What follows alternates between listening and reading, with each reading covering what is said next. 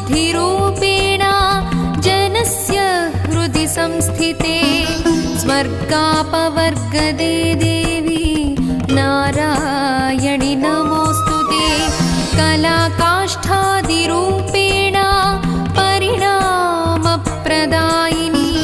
विश्वस्योपरतौ शक्ते